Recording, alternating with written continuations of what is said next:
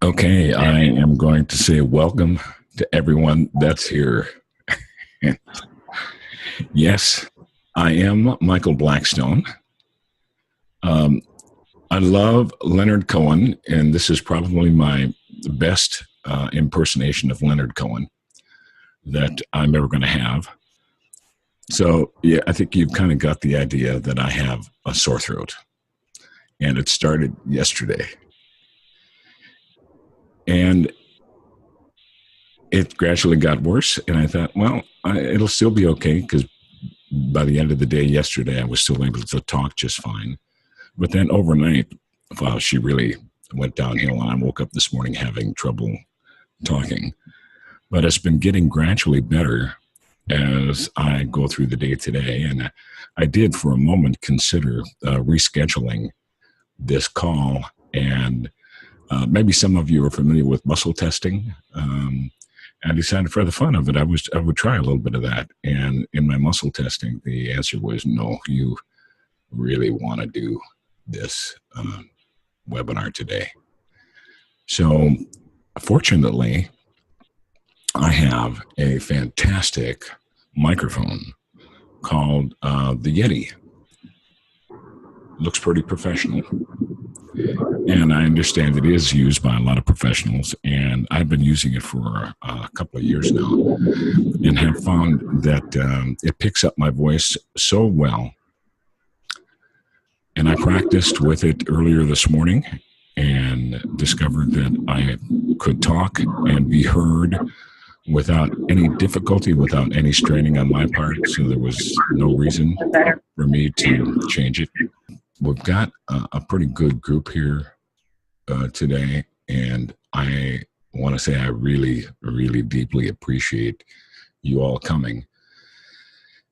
And I am, in a strange sort of way, kind of excited. Strange in the sense that I've got this throat that's not working, perfectly. But the strange part is, I don't know if you've ever had that experience where you've taken on a task and suddenly something in your ability to perform has been degraded, or you lost it, but you continue to do it anyway. And it just kind of gave you a sense of freedom that you didn't have to do it right because you had this, diminished capacity for some reason. So I'm feeling this interesting sense of freedom that because of my voice, there's some psychological thing that it's like all the pressure is off for me to do well with this call today and this presentation. And of course, when the pressure is off, that, at least for me, I find it's the easiest then for me to perform at my best when the pressure is low. So I've also had some interesting thoughts about this that I just want to share them with you, is that for the last 15 years or so, I have become of the belief that I create my own reality. And, that has its pluses and minuses. And the plus is that if I'm creating my own reality, then I've got it within my power, theoretically, to change my reality. If I don't have power, if I don't create my own reality, but I'm at the effect of some reality, then I kind of don't have any power at all. So here I'm thinking today, out of this sense, I'm creating my own reality. And so I'm thinking I created this sore throat. And then I'm thinking, for what purpose did I create this sore throat? And so I think what I've come to so far, what positive purpose, by the way, what I've come to so far is this little sense of freedom that it does seem to give me, and that I think is going to enhance my enjoyment of this call. I'd like to test out some of the new features, actually, that I've got turned on in Zoom. I'm going to be talking later on about a workshop that I'm going to be doing in about a week and a half that I'm going to invite you to actually consider signing up for. And I'm going to be using this technology and Zoom technology, and I've been practicing with it for about a year now, actually. Okay, here we go. Last week, I sent out 2 emails, and they were both around the theme of emotional eating triggers. And I began to make the case in those emails that emotional eating triggers that we experience in our present day life, all of us, here in the Bright Line Eating Program, that when we experience them, they actually, the source comes from an experience that we had that was very significant that occurred when we were very young, back in our youth. So I'm going to expand on that because in addition to the idea about emotional eating triggers, that's tied very closely to what I call, you're looking on my screen there, transformation number 2, re-empowering your past. Some of you are kind of familiar with me having talked about that actually on occasion for the last couple of years. And 2 years ago, I did deliver a workshop to a group of Bright Line Eating folks on how to re-empower your past. And the effect would be neutralizing the negative impact of past conditioning on your present day life. And so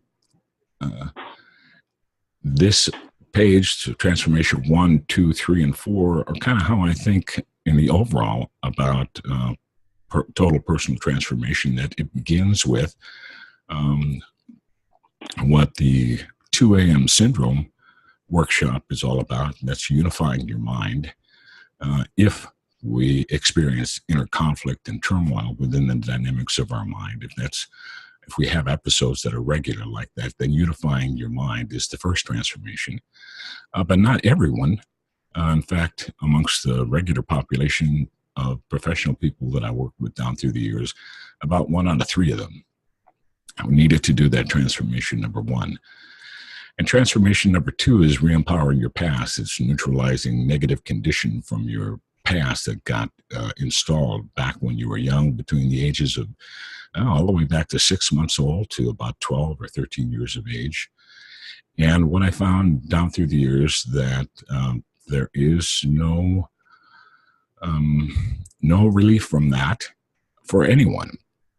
Every single person I have worked with has had something in their past that got installed as negative conditioning in their younger years that still gave them some problems in their present day life, because certain present day situations or events would trigger like the fight or flee response that these events in our past have.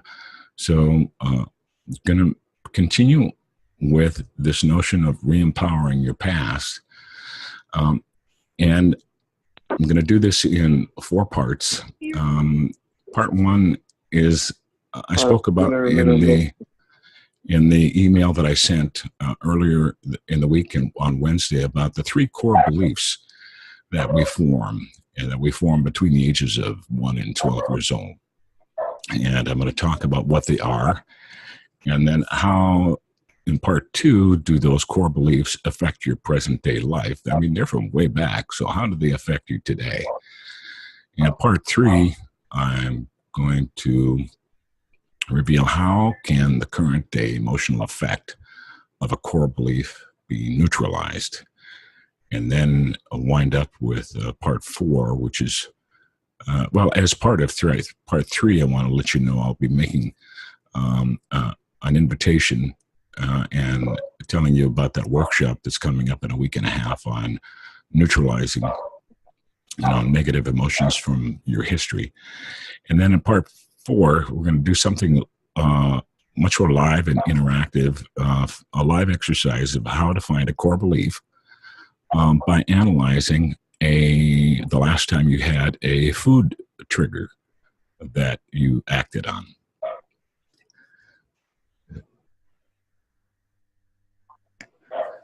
Back in the early 1980s, I went back to school. I had dropped out years before, and I went back to school because I was in the midst of a pretty impactful personal crisis that I was experiencing. I was in the middle of a horrific divorce, and I had to file bankruptcy at the time.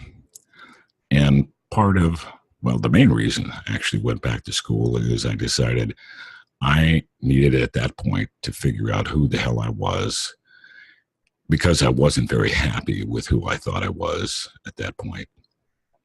And I wanted to figure it out, find out what makes me tick. That was my thought at the time. Why and how do I tick the way I tick? And when I went back to school, my idea was I was going to major in psychology. So one of the first classes I took was like a Psych 101. And I remember not very much from that class, except this. This was really impactful. This fellow named Morris Massey. He was a sociologist and a professor at the University of Colorado in Boulder, back, I think, the 70s and 80s. And he also put out some training videos at the time. And our instructor in that Psych 101 class showed us a video of Morris Massey. You can kind of get the idea if you look at that guy's eyes in that picture. He was kind of a wild man in how he presented things, but he was like really effective.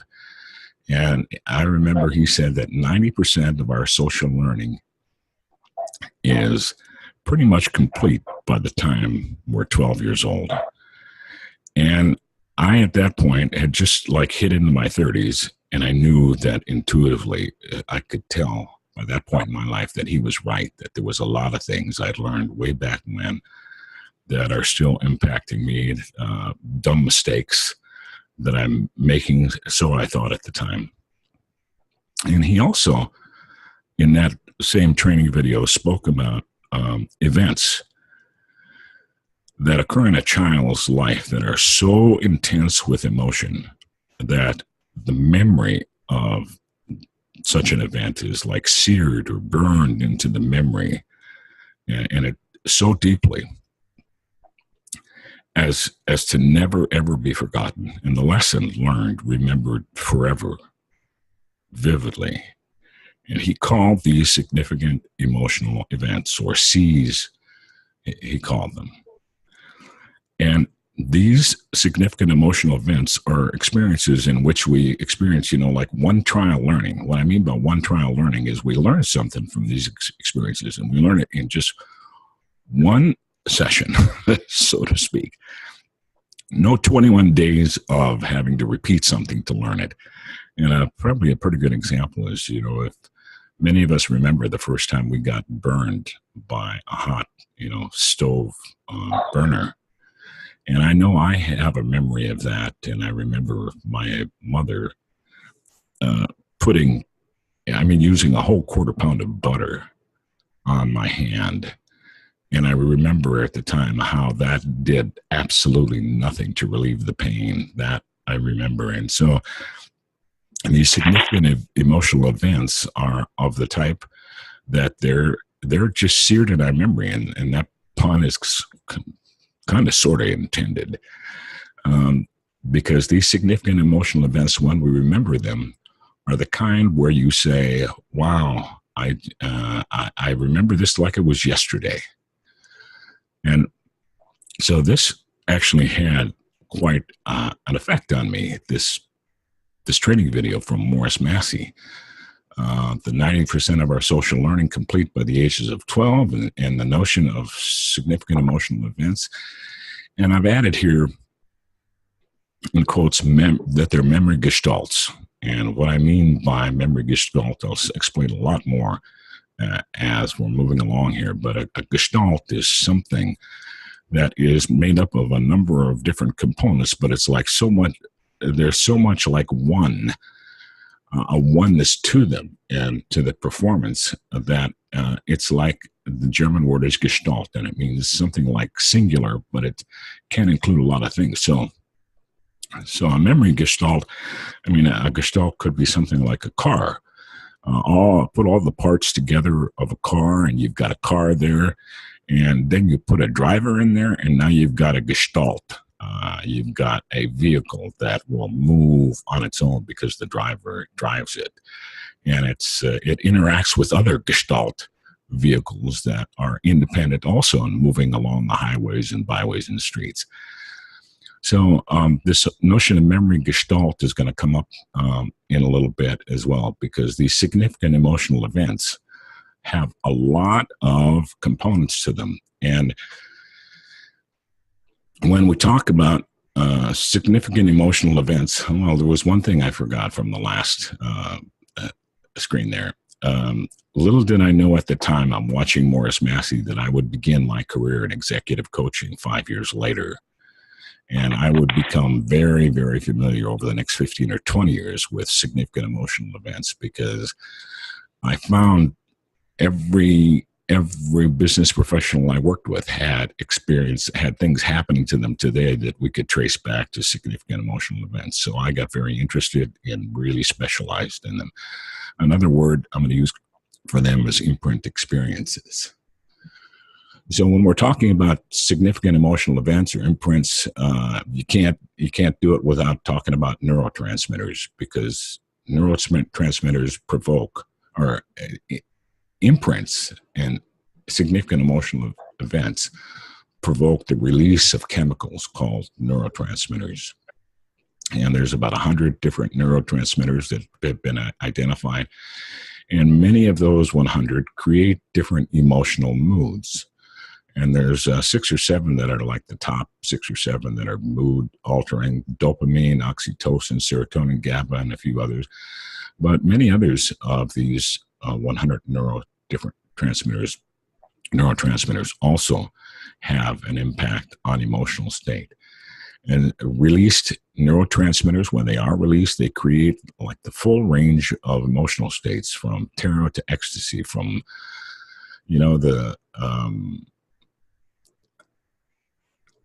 the entire range comes from neurotransmitters. And the negative ones, fear, shame, sadness, loneliness, anger, and other negative ones, every one of those is a biological cocktail of different neurotransmitters that are being released. So these neurotransmitters are biological, and they are responsible for how we feel at any given time, what we would call our emotional state.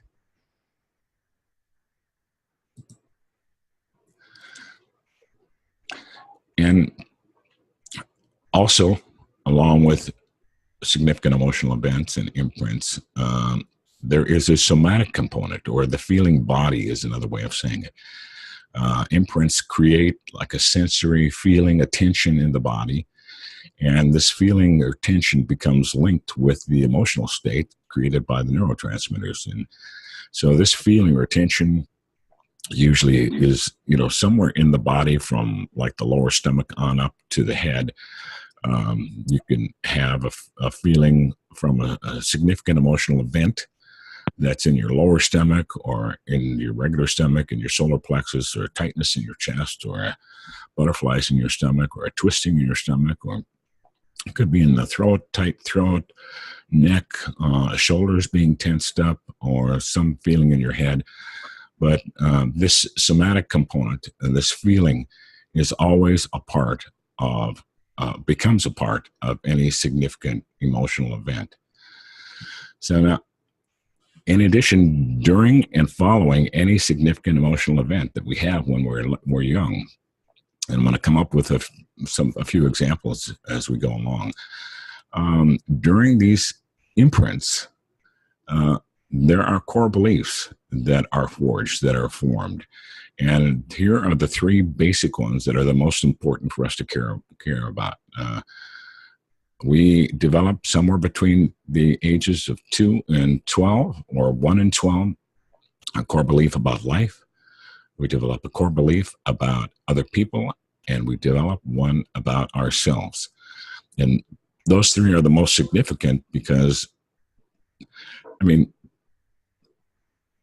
most of the problems that we run into in our daily life come from life, a life event where we say, shit happens, or it comes from other people, or it comes from ourselves, or it comes from the world, which is closely akin to life. So we're impacted significantly by life, other people, and ourselves. And so because that's so much a part of our life, these core beliefs are significant because they regularly affect our emotional responses to many aspects of our current daily lives. So you'll see as I go through each core belief, there's the core belief about life. And it's imprinted at roughly about 4 years old, plus or minus a couple of years. And now these ages that I'm going to be talking about are really gross generalities because they're just very general. I have had someone that I worked with that at the age of 6 months or 18 months have developed a sense of what life is going to be like for them. And sometimes I've run across working with someone who didn't find out or didn't have a sense about life until they were 7. So these are generalities, but they work generally for most of us. And 3 examples that I listed there is sometimes you might conclude life is going to be scary as a result of the significant emotional event that occurred to you, or life is going to be hard, or life is going to be lonely. So there, as an example, I worked with a man who, at the age of 3 years old, his mother was sleeping on the couch, and she was facing like the back of the couch, so her back was to her 3-year-old son, and he tried to climb up her back to kind of crawl on top of her in a playful way, but she was sleeping, and she just shrugged him off, and he fell off on the floor. Didn't get hurt, really, but this amazingly experience was totally devastating to him at the time. And he, some other 3-year-old might have, thought mom was just playing with him, but not this 3-year-old. He concluded that life is going to be lonely. And that was the core belief. And then I'm already adding in some things we're going to be talking about later, which is a compensation strategy and a desired and an undesired outcome. So he concluded back then, life is going to be lonely. So I'm not going to ask for things. So people won't leave me, and I'll have someone. And when I first began working with him, what he told me was, and down at the bottom there, that was his current day issue that he brought to the table with me in this executive coaching session. And he said, one of the problems I have on a really regular basis, I just feel alone and lonely, and there's no really good reason for it because I have friends and I have good, basically decent relationships, but I still feel this from time to time. And he didn't know where it came from. And so I worked this process that I'm going to be talking with you all about later on of how to find that core belief and how to find and identify the original experience within which that core belief got installed. So what I found interesting about this is most people would think, mother just shrugging off a 3-year-old, fairly minor event. But at 3 years old, it's entirely possible for, a young child to make a big deal out of something that the rest of us would consider, quite uneventful. The next core belief is about other people. And that's imprinted at about 8 years old, plus or minus a couple of years.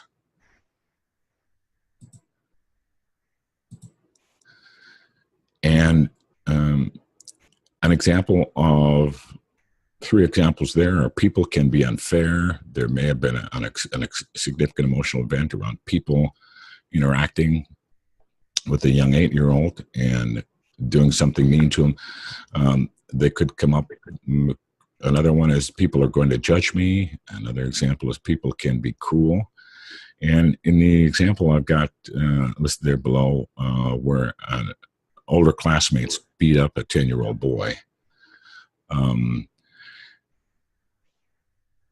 This man came in to talk with me, and the first thing he told me was that because his company was in the midst of doing a bunch of culture change programs, everybody was being asked to become more personal with each other and share things of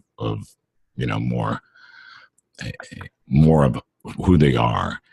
And he told me he was absolutely deathly afraid of revealing anything personal, that he had separated his life out to having a business persona, and he's got a home persona, and the two did not mix. And so when he was at work, he didn't reveal anything that was personal. And so he was scared to death of that. And what we traced it back to was a significant emotional event that he had at 10 years old. He was from the UK, and prior to 10 years old, when he was about 8, he was with his family working a plantation in, I forget if it was Indonesia or Malaysia, one of the, and the area was undergoing some unrest due to a civil war. And so there were guerrilla troops who were roaming the countryside back then. And his dad, on one day, he's 8 years old, his dad was out doing some chores away from the house, and he saw this guerrilla soldier from a distance, all uniformed and armed, heading towards the house. And the house had a big front porch. And his mom and his older sister were in the house. And he got scared, and he decided he needed to protect the house. He went inside and he got a gun, and he came back out on the porch. And when this guerrilla fighter got close to him, he shot him dead. Now, you would think that, okay, that's a significant emotional event, but that wasn't the one that really had the impact on him that, was showing up in him being afraid of revealing anything personal. For him, 2 years later, when he was, when he was 10 years old, they sent him back to the UK to go to boarding school. And in his first year at boarding school, he actually told all of his fellow classmates, of the same year that he was in, what had happened to him and what he did. And older classmates heard the story and thought they would do something. They just didn't believe it. They thought the kid was bragging. And so he got beat up, and he got beat up regularly that first year. And that was when the significant emotional event of that, abuse showed up, and he came to the conclusion that people can be cruel. And that was the core belief, and his compensating strategy was, so I'm not going to reveal anything personal. And the undesired outcome is so they can't hurt me, and the desired outcome is so that I'll be safe. So there's this is another example of how these significant emotional events can be tied so intimately with how we experience things in our current day life. The third core belief is about ourselves, and that's imprinted at about 12 years old, plus or minus a couple of years. And 3 examples there: I am worthless, I'm not good enough, I might be defective or bad. And the example there is of a 12-year-old boy who's also, it just happens to be from the UK, but working for a multinational company here in the States. A 12-year-old boy who failed what are called A-level exams. Now, I don't know that they're doing that anymore, but in years past, In the UK, the educational system would set up these testings at 12 years old, and the result of these tests would determine if a kid was going to be going on to college or if he was going to be going to some kind of a trade school. And so failing the A-level exams like doomed him, in a sense, to be going to a trade school as opposed to any college. And when he came to, when I got with him, he'd gotten a PhD in a chemical company. But in the session that I had with him, he said, but I still feel on a regular basis that I am a loser, and I have no idea why. Because I have worked hard and I have accomplished a lot and I have gotten a PhD and I do know a lot about my craft. And so we got back to that experience when he was 12, discovered that, and he realized that his core belief that he concluded at the time was, I might be defective. So I'm going to try extra hard so I won't be a loser and so I can fit in with others. So his try extra hard was his compensating strategy, and that he was so effective with that he got a PhD. Now, this is not unusual for a significant emotional event to actually spur someone to try hard like this and succeed more effectively than they would have without the significant emotional event. But the significant emotional event brings along with it a price. And that price is the feeling of still feeling like he was a loser back when he felt it, when he failed the A-level exams. So his compensating strategy was to try extra hard, and the undesired effect was so I won't be a loser, and the desired outcome was so I can fit in with others. So every core belief, now I'm getting into some things that give you an idea how multidimensional, how many components there are to a significant emotional event. So every core belief has the belief itself, and attached to it is a compensating strategy and an undesired state and a desired state. And here are three more examples. Here's one about life. This is a core belief. Life is going to be a struggle. So the compensating strategy, I'm going to depend on others so I don't get left behind, and so I'm safe. But this one actually resulted for this person in being overly dependent on others in a way that that he didn't want to be. This example is about people, that people are going to judge me, the core belief, and so I'm going to not stand out, was the compensating strategy. Kind of lay low and play it safe so I don't get judged and I can stay safe. And of course, you get kind of the downside of that is not going for full achievement of one's potential.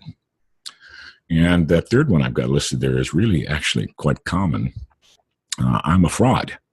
So many people I've talked to kind of give me that idea that when it's all said and done, they're waiting for the other shoe to drop. And so their compensating strategy for that core belief is I'm going to hide it as best I can so I don't get found out and I stay okay.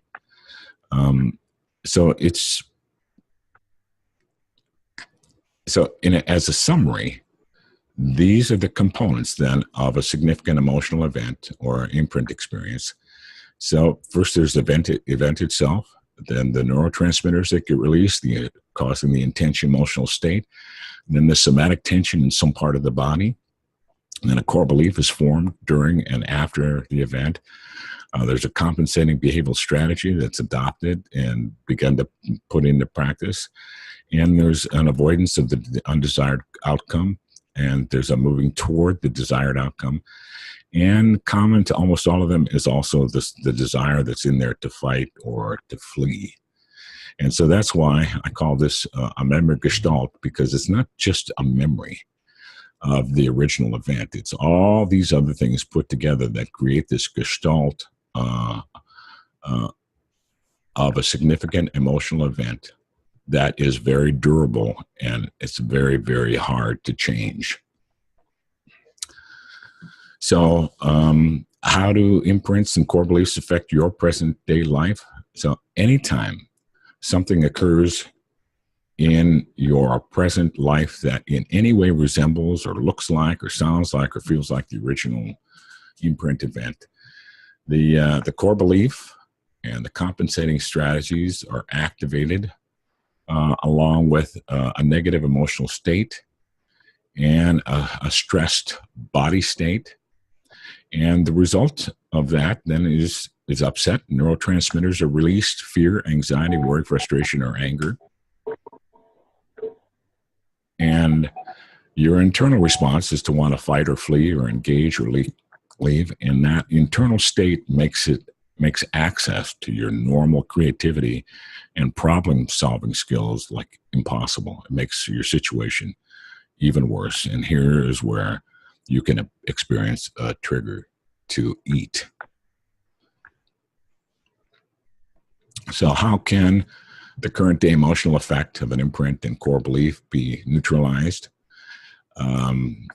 The original imprint event must be shifted by adding or appending an additional empowering memory directly to it, using what I call a re-empowering your past, or I call it also re-imprinting process. And this is about the only way that there is actually to change or shift the effect of those significant emotional events from your younger years between 2 or 1 and 12 years old. Now, there are other possibilities that could change a significant event and its impact on current day. I mean, one is like a near-death experience. If someone has a near-death experience, sometimes that trumps the effect of a significant emotional event that has been active up to that point, but the near-death experience shifts that person's belief system dramatically, and they are no longer in the grips of that core belief, and that core belief has been neutralized by the near-death experience. Another possibility for change is if someone goes through what do we call them? It just escapes my mind right now. Okay, so midlife crisis. Sometimes a midlife crisis can occur that has enough intensity that it begins to shift a significant emotional event from your younger years. So, for example, if someone has been like working,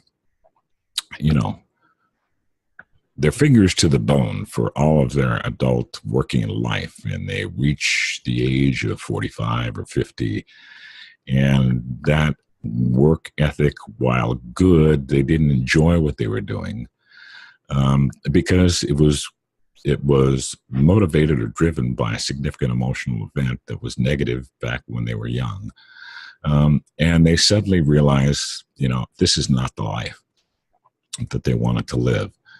And they suddenly realize how much time is left in their life. And they suddenly also realize it's time to change and shift things. And so they gradually do over a period of time if they're successful at managing this midlife crisis. But other than those two things happening, a significant emotional event is so durable that it is nearly impossible to change other than those two possibilities. A third one might be a significant emotional event that occurs when someone is older that is stronger.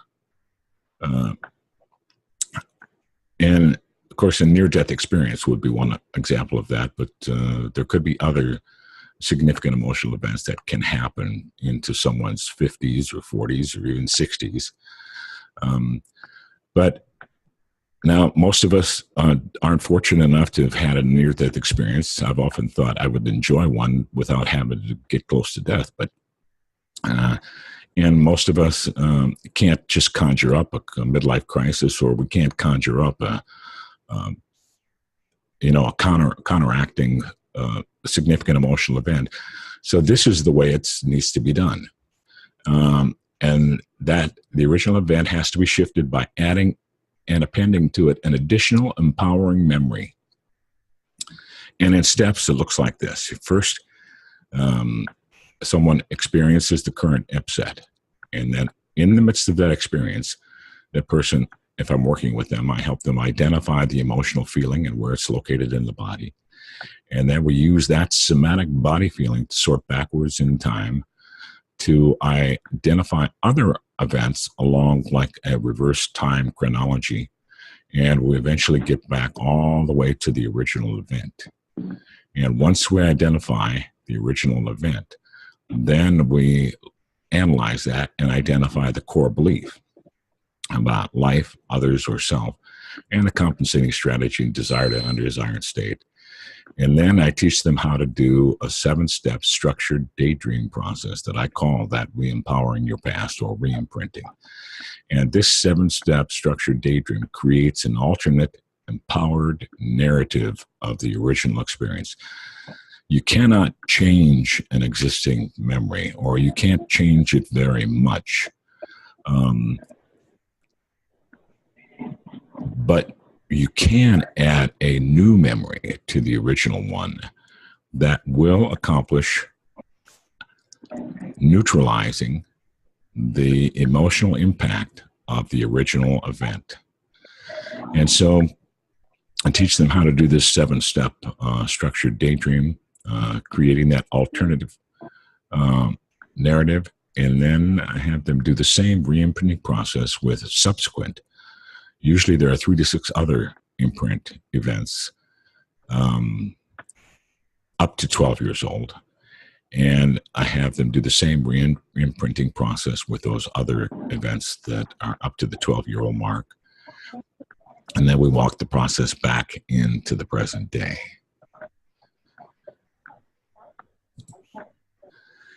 Now, here's the workshop that I'm going to be doing. Repowering your past, neutralizing negative emotions in your history. It's going to be a week and a half from now, Wednesday, September 6th, Pacific Daylight Time, 3 to 7 p.m. And this process that I just walked you through is what I will teach everyone who joins me in this amazing workshop.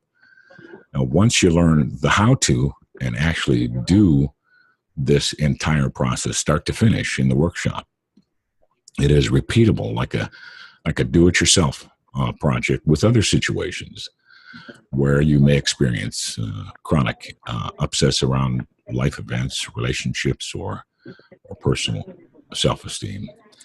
And after the workshop, there's going to be 3 group coaching calls that I'm going to make them like mini workshops once a week, so that's over a period of a month, to ensure that those who are in the program have the process down pat and are able to adapt it to neutralize other emotionally charged situations and able to transform actually any memory that you choose. And now here's the important part is, what are the results of re-empowering your past? First, you will not be able to remember the original traumatic event. This time, first time I've used the word trauma here. Trauma can be handled with this process. The original traumatic event, without it also simultaneously occurring to you, the new empowering memory you just appended to it. This neutralizes the negative emotion in the original event. And I love that one. Back when I was 16 years old, I had a significant emotional event that was significant. It was the end of freshman year, and the last few months of freshman year in high school, I had a girlfriend, and I really liked her. And at the end of school in June of that year, I was looking forward to, boy, we're going to have a great time together doing things during the summer. When school was over and I called her, she wouldn't answer my calls. And then if someone answered, it was her mother, and said she wasn't home. And she never returned my calls. Now, I think I probably only tried 3 or 4 times to do it, to get in touch with her. But I was devastated. And that, to this day, I still say that summer between freshman and sophomore year was the worst summer of my life that I've ever experienced. Just loneliness constantly as I remember it. And so that is, even though that happened to me at 16, that's a significant emotional event. That loneliness would still pop up from time to time when I was like in between relationships. That loneliness would just be there. And I decided probably about 15 years ago when I learned how to do this reimprint work that I had enough of that. So I decided I'm going to go back and I'm going to reimprint that. And I created a new narrative. And the new narrative that I came up with is that summer I went down to southern Minnesota, small town called New Prague, where my cousins lived. And I spent the entire summer with my cousins. And I had 3 cousins who lived down there. And they had friends all over the place. And they had a town lake that all of us went to every day for swimming. And there were girls. And all 3 of us, including me, had a great time. And I got plenty of interaction with girls. And it was just like a great, great summer. It was really good. But it was a narrative that I created during that 7-step re-imprinting process. And it, now, when I think back to that original summer, I can remember, what I did, and I can remember intellectually how lonely I was.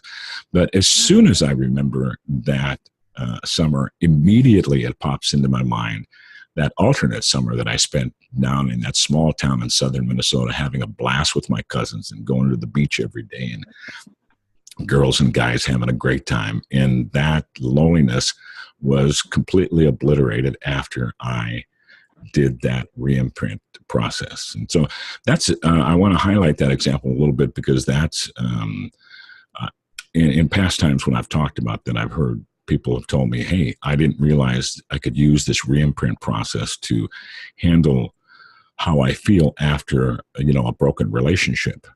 And yes, you can use this process to minimize and to resiliently bounce back from a relationship that went sour. And so I absolutely encourage that. So with that, with that negative emotion gone from those trigger events, I'm looking at number 3 now.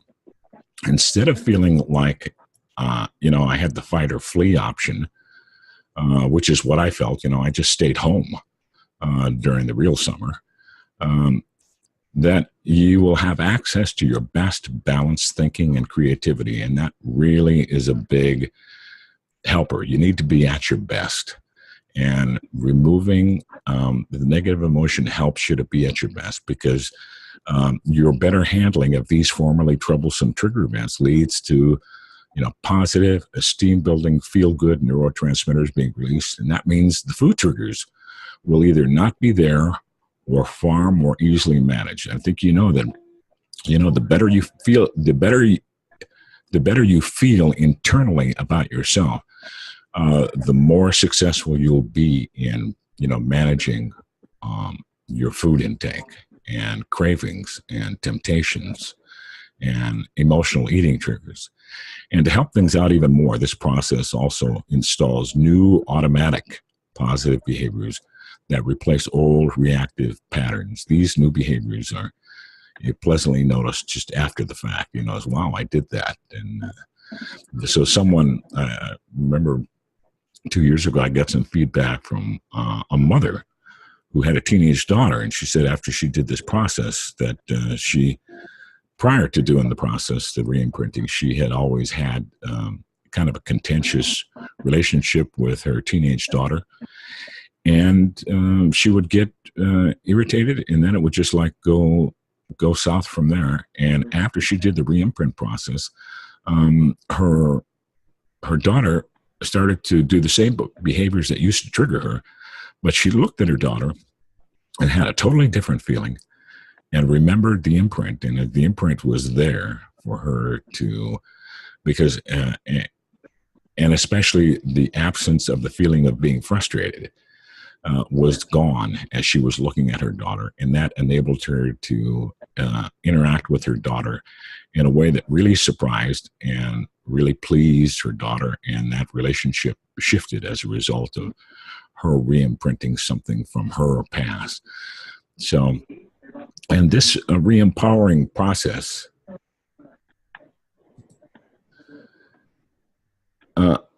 often eliminates something I call, it's like a constant low-grade negative feeling, a sense of just being unrelaxed, and you almost don't notice it's there.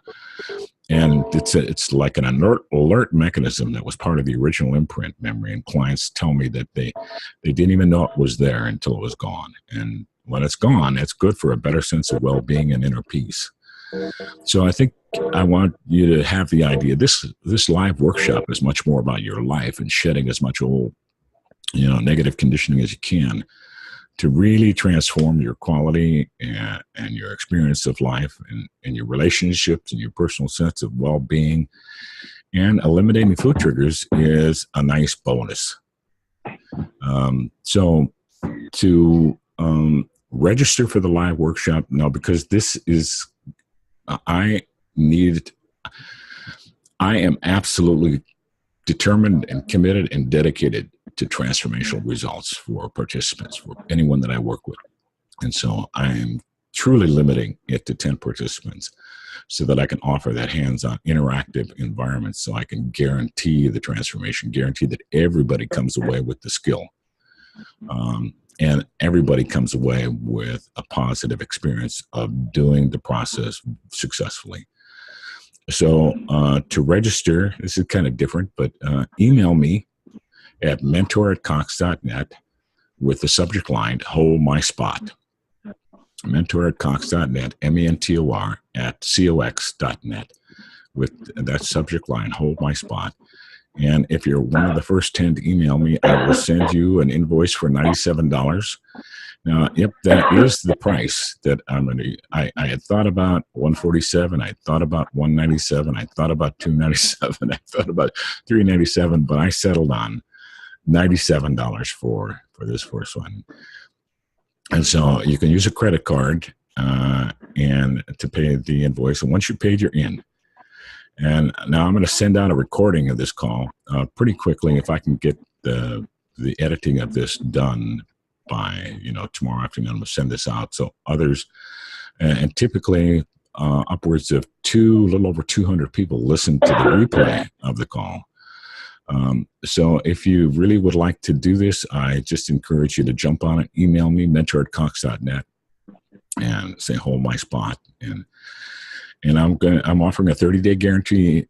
If after the end of the live workshop, 30 more days, if you don't feel that you got something transformational from it, okay, great. I will absolutely refund your money and love you nonetheless. Absolutely.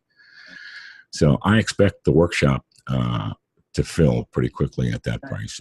And one of the things I'm using this workshop for here is to make sure that the Zoom video conferencing technology works well. And now it's interesting, at the beginning here, I couldn't mute someone, so I'm already finding something that I need to work on. But I believe that the Zoom video conferencing is terrific. I've been using it for a year with individual clients and groups up to 3 or 4. And the price will go up for the October workshop. And I may, if it's successful, I may move the enrollment limit up a little bit as well, but never to a point where I jeopardize any participant not getting the full maximum value from the course. So to participate, you're going to need a webcam and to be able to join via your computer. So I think this is a pretty good opportunity to make your bright line eating journey that much easier and getting quicker results by learning how to eliminate emotional eating triggers. So that's the end of this part.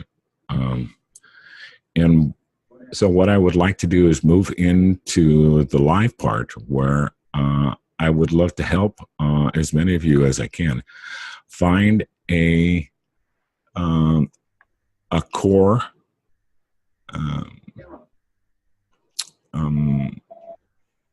belief by identifying, first of all, the last time maybe where you had a food trigger. So I think before I actually get into that, I'd like to find out, does anyone have a question for me or a comment or an observation on anything that I've talked about up to now on the content, about significant emotional events, about re-imprinting. So if you're here by telephone, just press *6. Or if you are here by video or your computer, at the lower left corner, you can press your unmute yourself there in the lower left corner. And I will see that, and then I'll call on you. Okay, so I've got Denise. Yes. Are you there? I am. Okay, would you like to say something?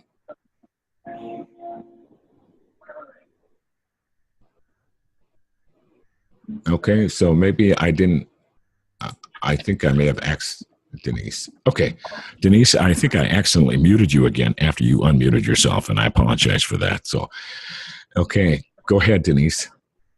Oh, what happened? Are you there now? Yes, I am. Okay. Okay, and I can hear you now. Good. Okay. Go ahead.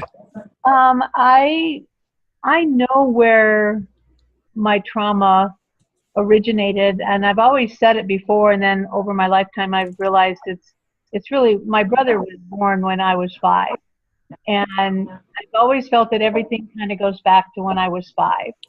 And so I'm trying to take some notes here. I was my dad's little boy until I was 5, and then my brother came along, and so I kind of got put out because now my dad had his boy, and so I had no place of being. Right. And so I realized that my loneliness stems from that, and I've always said, especially in these more recent years, I've always felt like I was alone. Yeah. And I'm not lonely because I do know people, and I can, have conversations. I can go out and do stuff. But inside, I've always felt like I'm alone. And so then that made me feel like I had to be perfect in other people's eyes so that they wouldn't notice.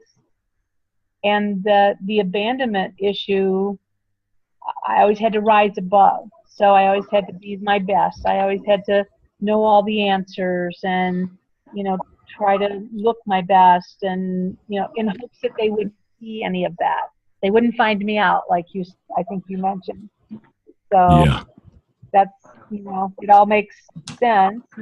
And the eating, of course, came from, I found food as comfort. So, because food never says no. And I even used to steal food out of the pantry. Yeah. And when I did, I wouldn't throw the wrappers or anything away. I put them in my closet. And I knew my mother went through things. And I was waiting to get caught because I was hoping maybe for some attention, probably. Yeah. So I've risen above a lot of that at this point in life, and of course, Bright Line Eating is so totally helping me and other people to become aware of why we eat when we eat, So this is just, your program is just an additional deep look into all of that. Yep, that's really good. Yeah. Etsy, and you remember, I think you were on the call last week when we were talking about Susan Pierce Thompson and the sticky note above her desk. What if nothing is wrong? Yeah. And that is, I have found that that's a good stopgap, a good, let's say, short-term, quick wake up for me personally when I'm having, let's say, a feeling that's negative and I don't catch it right away because I know I'm the creator of it, but I sometimes do it spontaneously and don't catch it. And when I see, what if nothing is wrong? Oh my goodness, I just created that. Well, and on Yeah. top of that, do you find once you move past that, can you then go to that place where you forgive yourself, or you are not really forgiving, but you're more accepting of yourself and your flaws, and Yeah. say, what if nothing's wrong? Yeah, maybe I'm weird, or maybe I've got this quirk or that quirk, but what if that's not wrong? Yeah. Maybe that's just me. And that's a very cool thing to contemplate. Yeah. Yeah. And then you can kind of take people or leave them. You don't have that emotional charge of, Yeah. trying to please people all the time. And, you work a little bit harder at saying, well, what am I going to do to please myself? What would make me happy, in this Yeah. day, in this moment? Do I need to go visit a sick friend? Do I need to take a bubble bath? Do I need to, so it makes you more aware and stay more in tune with you, which then gives you a good day, which then makes you better for the next day, I think. Yes. Yes. Yeah. Yeah. Thank you, Denise. Thank you. Yeah, that's insightful. You got it. Yeah. Thanks for your help. Okay. Anybody else? A comment, an observation, or a question? Just unmute *6 if you're here by telephone. Or Anne. Yes, can you hear me? Yeah, please go ahead. Yeah, I just want to ask you a question. I'm struggling with this a bit only because those things are what make me me. And if I change those memories, how does that affect? I guess they're like an old friend that you don't want to get rid of. Do you know, even though they're affecting your life in a bad way? Yeah.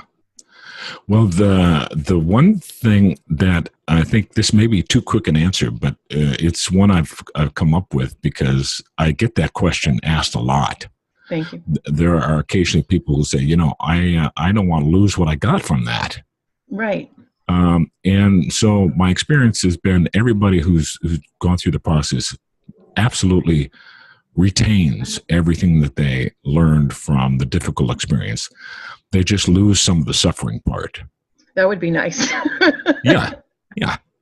Thank you. You're welcome. Appreciate that. Thank you. You're welcome. Okay. Anybody else? A question or a comment or observation? *6 by telephone, or unmute yourself at the lower left corner if you're here by computer. All right. So I don't have anything right now. Okay. So I'd like to do something a little bit live with you all here. So if you could think of a recent experience where something happened that upset you and it lingered for a while, and it could be a life event of some sort.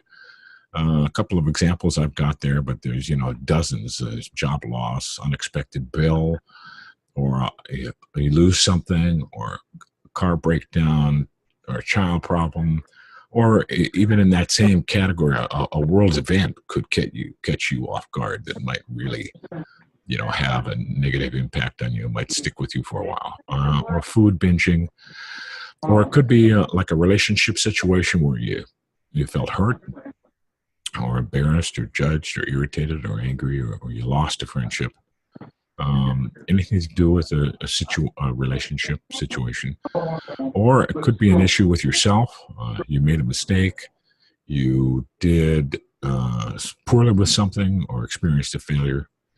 And so I'd like each of you to think of something like that, if you can come up with one.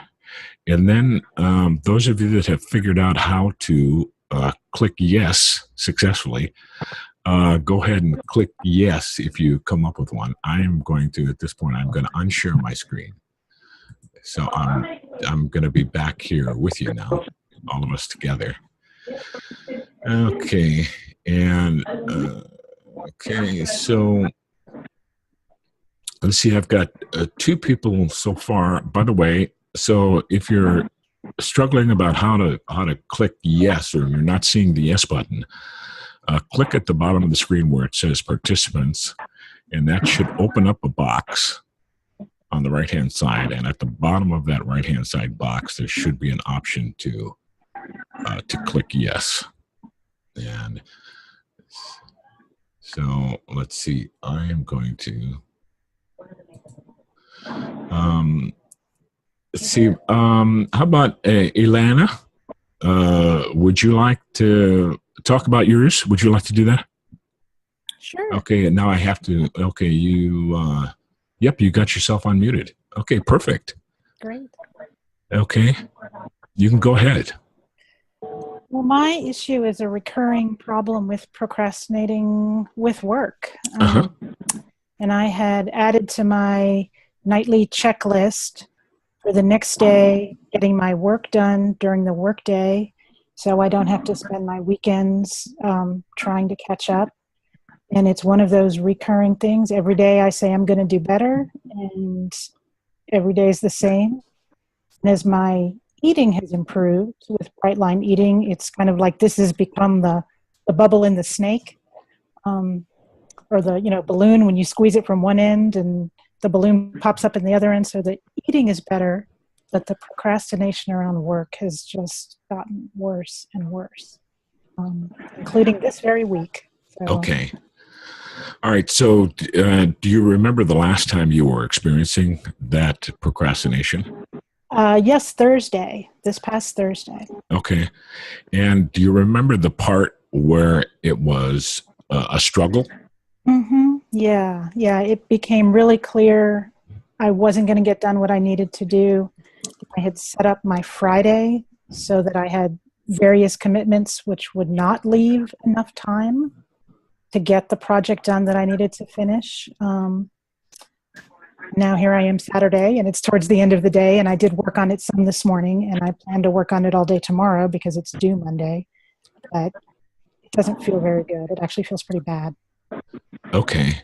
And so you say it was Thursday? Thursday is when it started. And if I were still eating the way I was before BLE, the binge probably would have happened midday Friday. I would have held the tension for a certain amount of time and then realized, okay, I'm not going to get it done today. I'm not going to get it done tomorrow. I'm going to have to do it all on Sunday. Does that make sense? Okay. So I think I'm mostly interested in Thursday. Okay. Because that's when you're saying the struggle was happening. Mm-hmm. And if you can think back to that time, then, by the way, it's wonderful to talk with you again, because we spoke last week or the week before or something like that. Yes, we did. Yeah, terrific. And so when you experience that, there is a feeling that you have somewhere in your body, and I'd like you to notice that feeling and then notice where it is. It's primarily a tightness at the base of the throat, right where that notch is between the collarbones. There's a constriction. I get a sensation of sort of darkness right there. Okay, and you're calling it like a sensation of darkness? Mm-hmm. Okay. Mm-hmm. All right. And tightness, darkness. Yeah. Okay. And so that feeling, we could say that Thursday was not the very first time you ever had that feeling in your life, right? Correct. Okay. So how far back, using your intuition to answer, does that feeling potentially go in your life? Just using intuition, I can sense it in high school. Yep. Mm-hmm. Not reaching out to try to meet goals because I was afraid I was going to fail. So not putting the effort in so I wouldn't have to face the rejection of not meeting those goals. Yeah. Self-rejection. And what year was that? High school would have been 81, 82. Freshman, sophomore, junior? Probably junior. Okay. Applying for colleges. Okay. And just using your intuition once again, go backwards from junior year very slowly and notice if you pick up any experience where that same or similar feeling was present prior as you go backwards.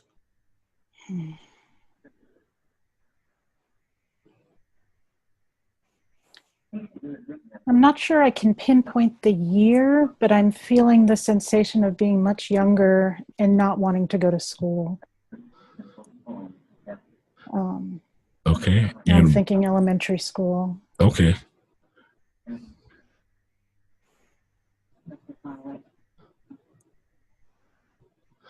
Okay, so let's see. Let's go with that particular experience, and I'll ask you again just an intuitional question. She didn't want to go to school back then, is what you're saying, right? Okay. So what do you suppose she concluded about either herself or other people or life that led her to feel that way? What do you think she concluded? The first response that comes to mind is that she's not good enough. She's not perfect.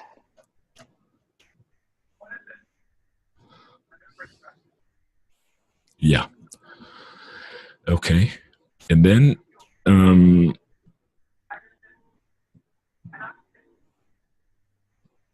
if you go from there, not good enough and not perfect, she decided on a strategy for how to compensate for that. So you could just fill in the blank here. If I ask you, she decided she may not be good enough and she may not be perfect.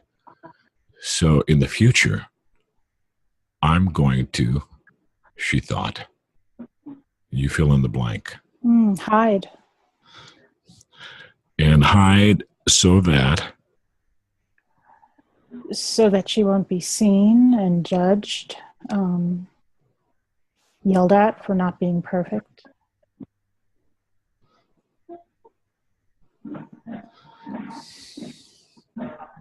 Yeah. Okay. All right. So I think we got, what do you think? Do you think we got a core belief there? Oh, yeah. Yeah. Okay. It's Is any of that new to you, or were you familiar with that? No, the going back that much earlier is new. Absolutely. Okay. Yeah. So that's the area that you want to work with. Okay.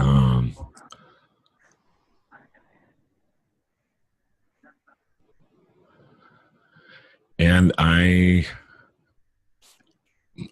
guess I would invite you to join the workshop. Mm-hmm. Yeah, I had actually already typed up the email. I just hadn't pushed send yet. Okay. All right. Yeah, and it's clear the trail from that to the eating. Yeah. Is really clear, and other traumatic events related around that I hadn't actually seen as examples of perfectionism. Yeah. The two that we discovered so far are, we found those pretty quickly. But in the workshop, I'm going to have everybody be much more meticulous because this one in elementary school, I'm almost sure there's going to be one or two prior to that. Okay. And it's really good to be thorough in finding the earliest one, because the earliest one is the crux of the entire gestalt. And that one, when you find the first one and work with that one and neutralize that one, that sends a ripple effect through parts of the gestalt. And it's very generative because in a sort of a figurative way, That earliest first one is the memory that is at the center of that gestalt. Mm-hmm. And it's the deepest one in there. And when you work with that one, everything starts to ripple outward from there. And then when you work on the ones that are right after that we discover, there'll probably be 2 or 3 others within that range of 2 to 12. Mm-hmm. When you work them forward in chronologically going forward, that gestalt starts to really unravel. And you can just sort of see it like electrical pulses. The first one kind of kicks it off and gets it going, and the second one gets really lit up, and the third one gets really lit up, until you've got that feeling pretty much neutralized. So I do have a question, though. In your example, you were 16 years old. It was already a memory that you would. You can think of other things at that age that would have, generated these positive feelings and those other things. How would you do that for an infant, if we're going, or a 2-year-old? For an infant?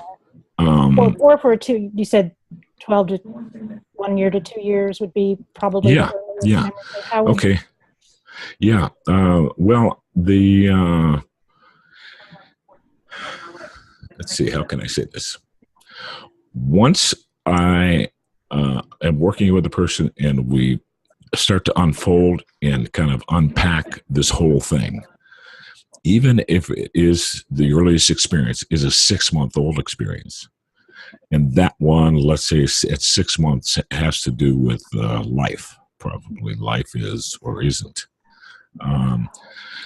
then that youngster can still do and create that new narrative with the coaching from the adult self. It's a beautiful process. So you don't have to worry about, is the infant capable? The infant will be infinitely capable because it was capable the first time of making, of drawing the original conclusion. Mm-hmm. Okay. Got it.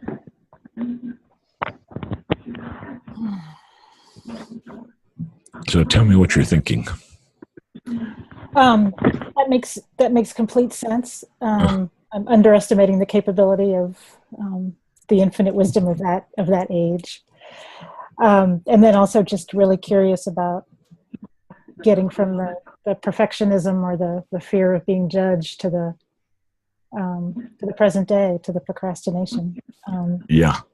It'll be interesting, and through the different things that have the different ways that has manifested. So you say it's interesting? Yeah. Okay. Yeah. This whole process is amazing in that way, in that you learn so much about yourself going through this entire process that is like, oh my God, I did not know that about myself. Oh my God, I did not know that about myself. I'm not talking bad things. Right. I'm talking things that like happened, little details, that may have happened around an event back then. As you're going through it, you start to remember more of it. And then you go, oh my God, that's why that happened. Oh my. So the self-understanding actually is, that occurs is really satifying. Mm-hmm. Yeah. And it's interesting. I don't know if anyone who's listening who's in Homestead House on the BLE Facebook, but I posted about I have a 17-year-old daughter who's kind of showing some signs of some of the same things of, worried she's going to get rejected from schools she applies to or various things. And we've talked about it, but seeing that pattern in her and having these glimmers of recognition about myself and realizing my current procrastination is maybe connected to these past years. And of course, anything I can do to help her now to, yes, not face the challenges that I did would be really sweet. Yeah. Well, thank you. You're so welcome. Thank you for bringing it up because, others who are listening to the call later in this week will benefit from the questions that you ask, because I didn't cover those answers directly in the main part. Yeah. So thank you for those questions. Okay. And let's see. All right. Okay. Let's see. Denise, you have your hand raised, which is wonderful. Did you want to say something? You can unmute yourself. Yes, Elena brought up a question in my mind about going back to the infant. How do you, or is it possible, I'm assuming probably the answer is yes, but I've blocked out because my childhood was, you know, fairly rough and tough. And so I blocked out a lot of, you know, emotions and even actual knowing of things that happened. My sisters kind of filled in some of the blanks for me, but I don't have the recollection of those things in chronological order. Would your program still be able to help with that?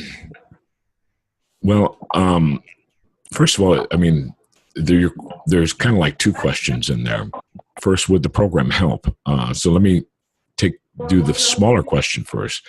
You were saying that you don't have the chronological order, right?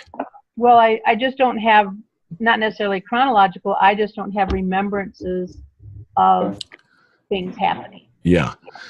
And there is a process that I do with everyone that's early on in the whole experience that is using that original like feeling that you discover in your body to sort backwards in time, one event after or one event before another.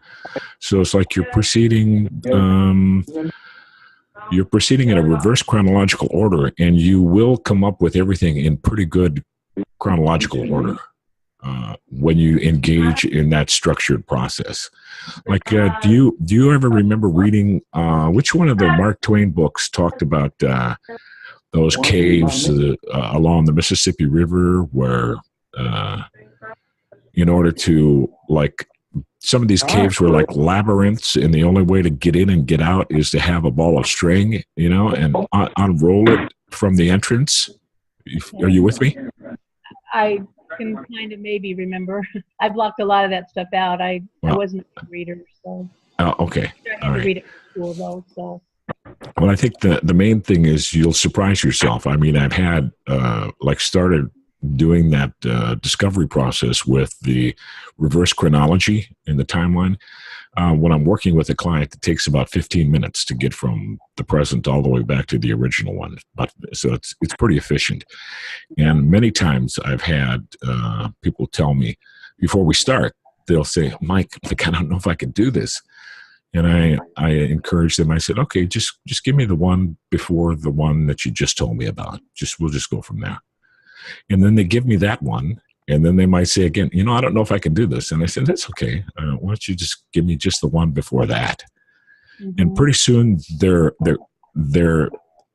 subconscious mind is getting the idea about how to do this thing, about how to go backwards, how to trace memories backwards in chronological time.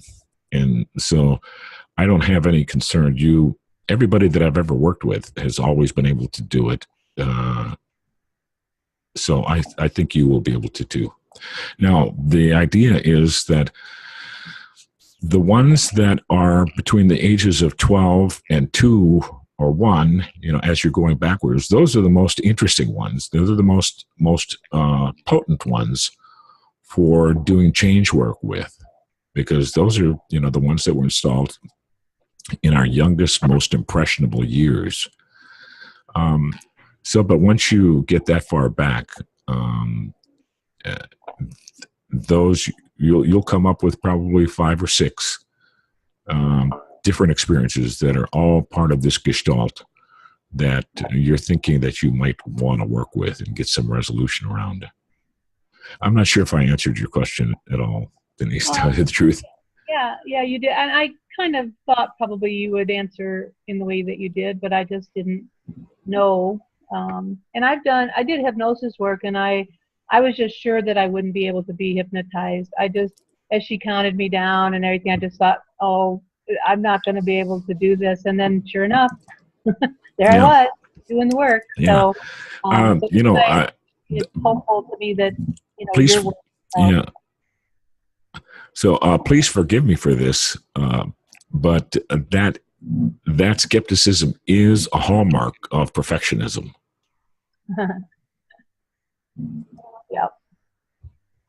Yeah, because I want to make sure I do it right. I'm also a people pleaser, so I want to make sure I make you happy. Yeah. I don't want to disappoint you. Yeah. Okay. Does that answer? Yes, very much so. Thank you. Okay. All right. All right. Thank you for the question, Denise. It's a good one. It's a good one. Okay. And let's see. Okay. Okay.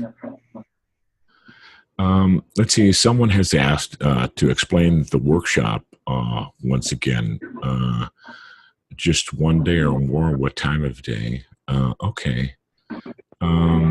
Let's see. The workshop is just one day. It is a 4-hour workshop. It is 3 to 7 p.m.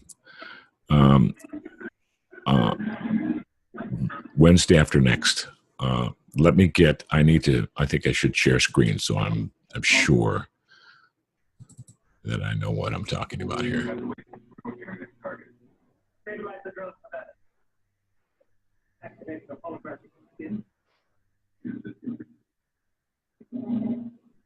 Okay, Wednesday, September 6th, 2017, 3 to 7 p.m. Pacific Daylight Time.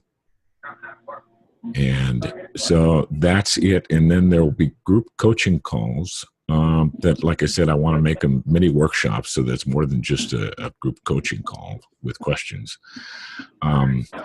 And those will be like 1 week and then 2 weeks and then 3 weeks afterwards. So it's like 4 weeks altogether.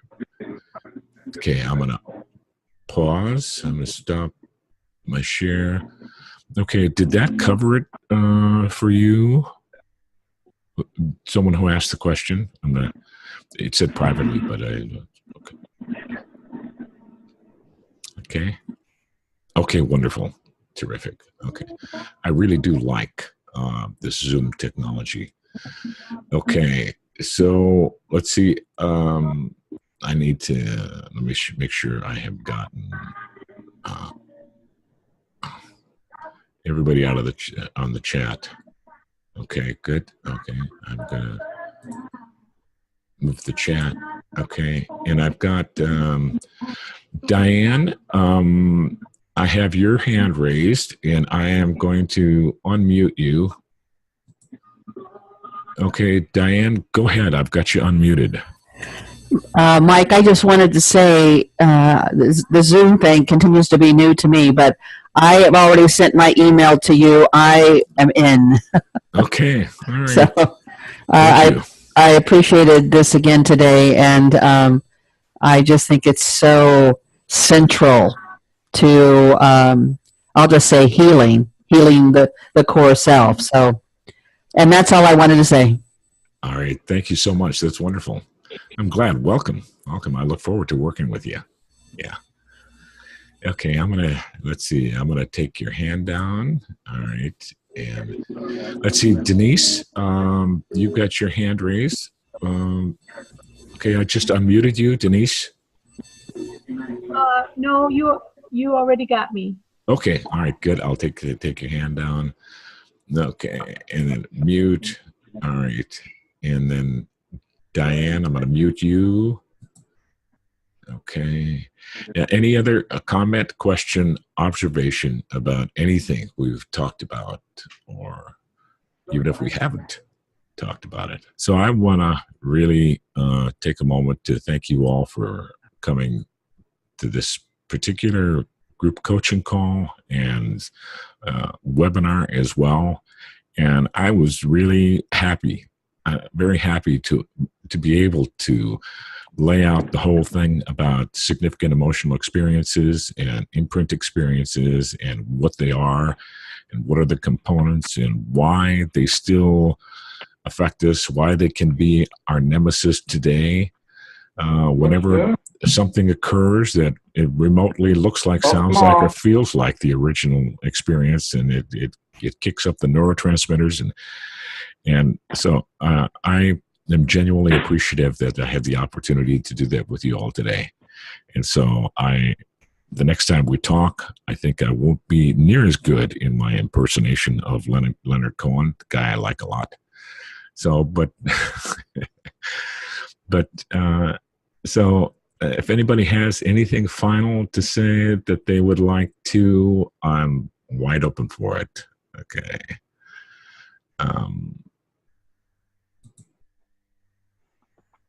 Okay, beautiful. Then, so I'm going to say, okay, there's one more chat. Okay. Anne, thank you. Many thanks for today, and I hope you are feeling better soon. Yeah, me too. Although I feel pretty good. I love being with you guys, and I love talking about this, and I love being of help in you getting some more self-understanding about things and moving further along on your bright line eating journey, along with me too. So I'm going to say goodbye. And let's see, I'm going to take everybody off mute if I can figure out how to do that again. Okay, all participants are unmuted. And so please say hi and goodbye. And I love you all. Okay. Hi, goodbye. Goodbye. Love you all. Hi, goodbye. Love you all. Yeah, thanks for showing up, everybody.